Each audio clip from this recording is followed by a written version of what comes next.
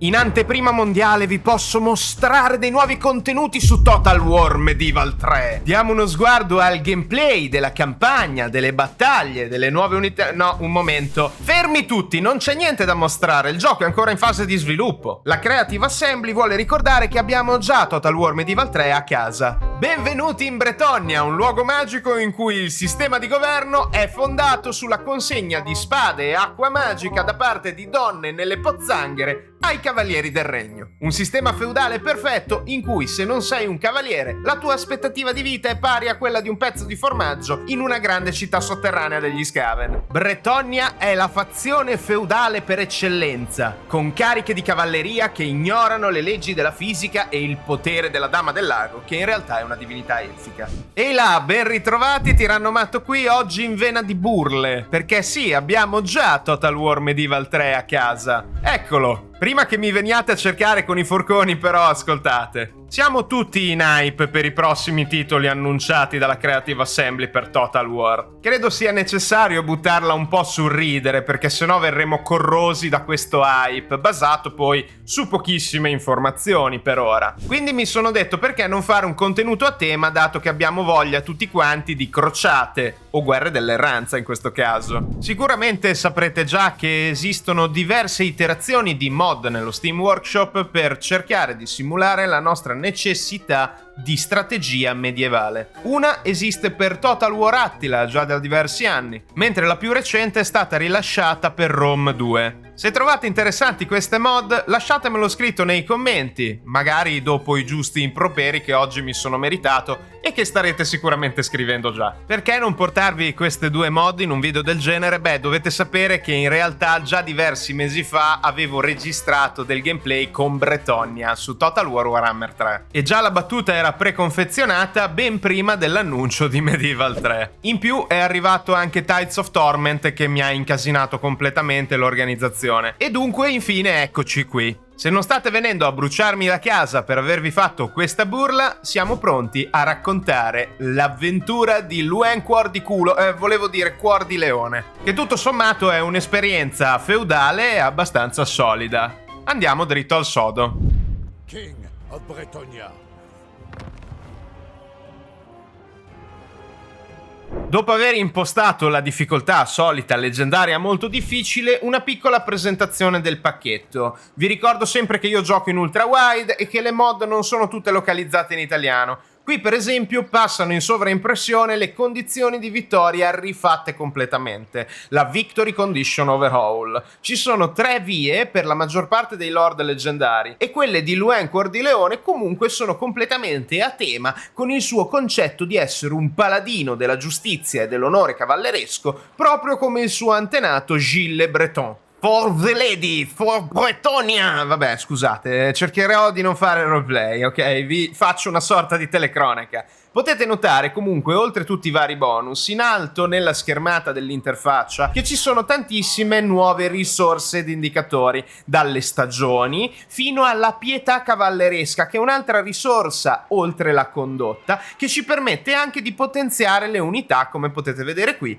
e anche di costruire istantaneamente gli edifici. Riguardo agli edifici, pur non essendoci la SFO Grimhammer, comunque, la Lily Bretonnia Overhaul va a dare molto respiro alle infrastrutture e agli edifici militari di Bretonnia, consentendo anche un ampliamento del roster delle unità con della fanteria. Se vi dovessero interessare dei mod showcase anche su queste piccole mod che tutte insieme formano una collezione, scrivetemi un commento a riguardo. Risolta la questione edifici, bisogna occuparsi dei ribelli. In questo caso la fazione di Musilon, i cavalieri neri guidati dal nostro figlioccio Malubad. In questo caso René Le Jongleur è questa signora del Graal oscuro che comanda non solo dei bretoniani traditori ma anche dei non morti. In fretta dovremo sbarazzarci di tutti questi pericoli per la nostra corona. Guidiamo subito le truppe del re a Barley Motte, che è conosciuta anche come Anguille nella mappa normale, non Old World OVN, Immortal Empire Expanded. Se non capite di cosa io stia parlando, sempre vi rimando alla descrizione del modpack e soprattutto agli altri miei video e live sul canale. Comunque, proseguiamo la nostra avventura con l'incarico dell'armatura del fulgore del buon re Luen Cuor di Leone, intendiamoci. E per iniziare la nostra avventura in tal senso dovremo anche costruire i fabbri ferrai che ci consentiranno pure di appiedare i nostri cavalieri. Finalmente la cavalleria diventa fanteria pesante per Bretonnia. Abbiamo anche in lontananza notato la presenza di alcuni norschiani, che forse a voi non dicono nulla, infatti si tratta di una fazione della SCM Tribes of the North. Sono dei saccheggiatori molto vichinghi e andremo infatti a menarli per bene, come i normanni fecero con i loro parenti di Norvegia nel nostro mondo, lungo le coste di quella che fu la Francia dei Franchi. Molto simile in realtà proprio al cuore di Couronne, il ducato capitale di Bretonnia, che è a nord di questa massa di terra oltre l'impero di Sigmar. Comunque, a parte lore e informazioni geografiche totalmente superflue, siamo riusciti a detonare, anche grazie alla nostra damigella incantatrice, tutte le truppe di questi norscani, che, attenzione, non godevano ancora dei rework più recenti per la fazione della Norsca, e infatti hanno preso un sacco di pugni. Il loro lord leggendario ci ha anche concesso, avendolo sconfitto, un tratto unico. L'alto Jarl Geimdall infatti ci permette di reclutare a un grado superiore tutte le unità corpo a corpo. Per le incursioni non se ne può fregare di meno. Delle notizie ci portano verso il castello di Tancred, che è stato invaso dai Pelle Verdi, e nel frattempo sappiamo che il nostro figliastro Malubad si è rintanato a Musillon, l'antica città dannata, fra magie oscure e altre problematiche. Comunque ci fa molto gola, perché con tutte le mod dei landmark, i capisaldi, abbiamo di che godere poi a livelli più alti di insediamento praticamente in tutta Bretonnia, anche a Lyonesse. La guerra con i Pelle Verdi infurierà per diversi turni, ma alla fine il re di Bretonnia avrà la meglio e verrà fatta la scelta per diversi turni di disbandare, quindi di mandare a casa tutti i popolani, così da rafforzare la nostra economia e costruire sempre più infrastrutture a Couronne. Lyonesse, a quanto pare, è diventata vassalla di nostro figliastro, così come anche Marienburg pare muoversi molto minacciosa contro le forze nelle regioni della desolazione. Faremo trattati con gli uomini di Albione e altresì vi risparmierò tutti i turni di ricostruzione e accettazione di rifugiati che ci condurranno poi all'avanzata del re e del suo nuovo esercito verso la città maledetta di Musion. Questioni di famiglia da saga arturiana, infatti saremo attaccati da tantissime truppe di Malubad in persona, 2 eserciti da 20 unità, miste di unità mortali e non morte, ma Luen non ha paura. Porta fiero il suo nome di Cuor di Leone, mentre i suoi uomini, popolani o cavalieri, se ne dovranno fare una ragione e dovranno ricordarsi i loro addestramenti, pure gli scappati di casa di Aquitaine. Il combattimento inizialmente sarà a nostro favore, riusciremo a fiocinare completamente i suoi cavalleggeri con balestra, maledetti codardi che usano le armi a distanza, cosa per nulla cavalleresca e assolutamente da popolano ribelle. Non ditelo però ai nostri uomini d'arme, che hanno assolutamente necessità di utilizzare quelle frecce, e anche noi abbiamo necessità che sparino, soprattutto quando ci rendiamo conto che il nostro re tanto in combattimento non potrà fare se le sue unità saranno completamente distrutte da spettri, scheletri, zombie, cavalieri oscuri e altre schifezze veramente stregonesche, fuori da ogni decenza e benedizione della Dama del Lago. Gli occhi della dama discendono su di noi, ma noi riusciremo ad eluderla. Infatti tutto l'esercito scapperà in preda al terrore, re compreso. Neanche il tempo di fare i conti con il disonore, l'onta della sconfitta che Malubad incalzerà ancora una volta. Ma noi venderemo cara la pellaccia, non lasceremo che questi pretendenti neri e gialli riusciranno a sbalzare i nostri cavalli e la loro potenza contro le leggi della fisica. Come potete vedere, continuiamo con le cariche anche di pochi elementi pur di fare del danno alle truppe non morte e più o meno riusciamo a mandare in quel posto la maggior parte delle unità nemiche. Luen combatterà fino alla fine, ma non riuscirà a sconfiggere il suo figliastro. Saremo infatti onorevolmente mandati a casa. Sarà una donzella guerriera accompagnata dal Fuduca d'Aquitain Armand che riusciranno infine a reclutare un paio di unità molto famose in tutta Bretogna ed avanzare per sconfiggere i nemici del re. La nostra esultanza non durerà a lungo purtroppo, perché a leggendario l'intelligenza artificiale, anche con le fazioni moddate come la Mix Musillon, bara a fare schifo, quindi dovremo provare a resistere proprio a Barley Motte. La difesa sarà molto combattuta e dovremo cedere al nemico diversi cortili e continuare a fare molta schermaglia lungo le strade di questo insediamento, senza lasciare nemmeno la speranza al nemico di poter scalare le mura del castello. Lo scambio di frecce sarà letale da entrambe le parti. Il fu duca d'Aquitaine, per riconquistare il proprio diritto divino, vedendo che i suoi popolani stavano per avere la peggio sulle mura, ha guidato una valorosa carica di sortita fuori dalle mura dell'insediamento. Questa carica ha ringalluzzito anche i cavalieri del reame e alla fine siamo riusciti a vincere contro tutte le peggiori predizioni oscure possibili. Nonostante la vittoriosa ed eroica impresa, comunque ben lungi era da noi lasciar fuggire questi nemici della corona nelle terre oscure di Musillon. Rafforzati anche dalla benedizione della dama, che ha convocato, non si sa come, mistero misterioso, degli elfi al nostro fianco, abbiamo guidato la nostra cavalleria in campo aperto contro gli ultimi eserciti di Musillon. Tanto valoroso sangue di Bretogna è stato versato soprattutto dalle balestre nemiche, ma anche dall'ascia del traditore di Lyonesse. Il duca caduto, ora vassallo di Malubad, vedrà la sua fine per mano di Armand d'Aquitaine e della sua valorosa schiera fedele al re Leoncoeur. For Bretogna, forze lady! Avevo detto che non facevo più roleplay, però è praticamente inevitabile, anche perché non so se avete notato che oltre alle varie truppe regionali dei ducati abbiamo a disposizione anche questi valorosissimi norscani che si sono insediati a Languille e che noi abbiamo guidato alla vittoria. Svariati turni dopo, non solo la crociata eterna di Bretogna prevede la ricongiunzione di tutto il regno, ma anche l'espansione nei confronti di una città molto molesta, che è sempre stata molto combattuta fra l'impero e Bretogna. Parliamo proprio di Marienburg. Come sapete, ormai su questo canale è tradizione che quando si può si va e si picchia Marienburg per prendere il porto.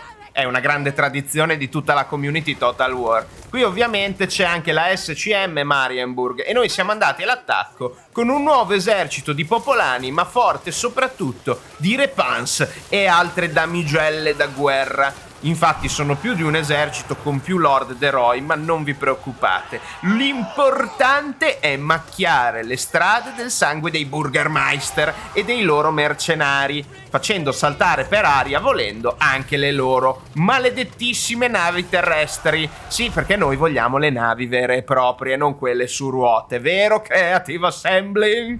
Piccola parentesi amministrativa per dimostrarvi come in una trentina di turni si possa assolutamente abusare della meccanica della pietà della Lily Overhaul, che ci permette di costruire istantaneamente gli edifici come per esempio il trono di Curon. E qui vi dimostro anche che c'è una lista di unità veramente incredibile con questo Mod Pack Collection che vi presento, la Not SFO. Immaginate poi nella Uber SFO quanto variegata può essere Bretogna. vi faccio l'occhiolino e vi rimando al futuro. Spero di poterla aggiornare, insomma. La nostra guerra dell'erranza prosegue anche a Castel Drachenfels e non solo. Piano piano riusciremo anche a recuperare un esercito degno della conquista del castello di Lyonesse. Luen non vede l'ora di mettere le sue mani benedette dalla dama attorno al collo del suo figliastro Malubad, per vendicare tutti i valorosi nobili caduti in questa guerra fratricida e senza senso, stimolata probabilmente da poteri oscuri che vogliono la distruzione del mondo, non soltanto del casato di Gilles le Breton e di tutti i suoi discendenti, che poi in realtà è un po' confusa anche la questione dinastica, perché se non ricordo male Gilles le Breton aveva il suo scranno a Baston, non a Couronne. Comunque vabbè, cose fra nobili, ve l'ho detto, qua è Total War Medieval 3 a casa, quindi abbiamo anche i nostri giochi di dinastie, di linee, di sangue, in più ci mettiamo l'acqua santa elfica della Dama del Lago, di Ladriel, Lileat, chiamatela un po' come vi pare, insomma è sempre lei, ma alla fine arriviamo a Musillon. E questo assedio sarà molto interessante da vedere. Seppur Malubad sia fuggito, le truppe del re in pieno inverno avanzano fiere nella cittadina desolata e dannata, cavalcando proprio dritto per dritto addosso agli zombie popolani che sono stati marchiati dal nero Graal e dal potere necromantico di qualche tomba vampirica aperta, e i cavalieri del nero Graal,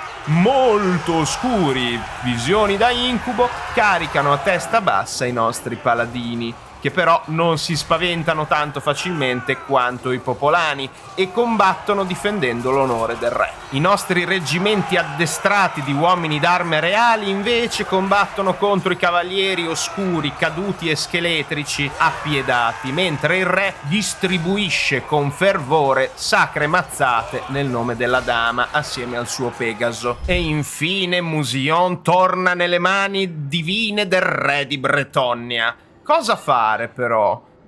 Questo denaro ducale non farebbe poi così schifo, ma decidiamo di resistere alla tentazione e non perdere condotta cavalleresca, distruggendo la fazione di Musillon, pur non avendo risolto personalmente a singolar tenzone la questione con il figliastro. Molti turni dopo, nella desolazione, dovremo affrontare ancora una volta i vampiri, ma in un formato differente. Saranno infatti i servitori di un crudele vampiro della fazione di Marienburg, che vuole schiavizzare e diventare un signore oscuro del commercio e delle cose tutte, mercato nero, eccetera, eccetera. Roba che a noi non interessa, perché noi siamo puri servitori della dama, tant'è che dovremo difenderci, e con il sacro reale ippogrifo Re Luen Leoncoeur comanderà le sue truppe durante una Geheimisch Nacht, una notte oscura in cui Morslieb, la luna verde e malevola, brillerà rafforzando il nemico. Mundvard il Crudele, questo è il nome del signore vampirico che Luen Leoncoeur andrà a sfidare con la potenza di Bretogna.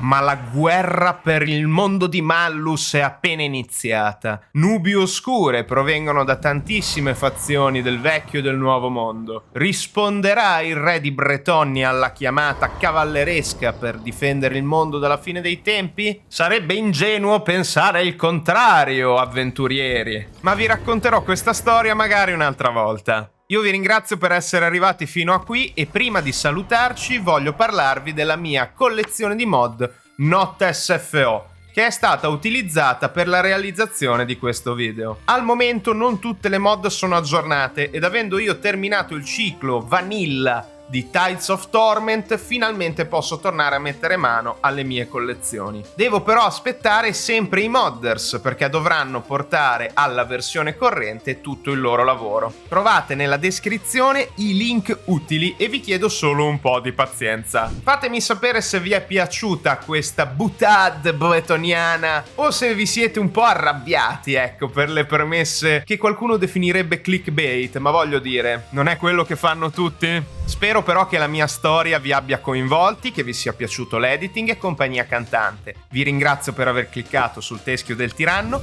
lasciate pure un commento, un mi piace, se volete, siete super convinti, potete addirittura abbonarvi. Direi che per oggi questo è quanto, perché Tiranno Matto out, alla prossima avventurieri ed avventuriere.